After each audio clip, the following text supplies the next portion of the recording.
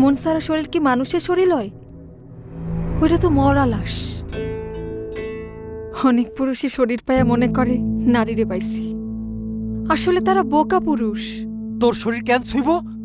ওই তুই আমার না? তুই যখন আমার, তোর শরীরটাও আমার, তোর সব আমার। তরে আমি ছাড়া কেউ ছুঁইতে পারবো না।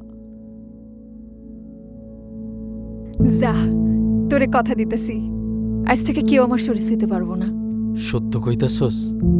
হ, সত্য, তিন সত্য।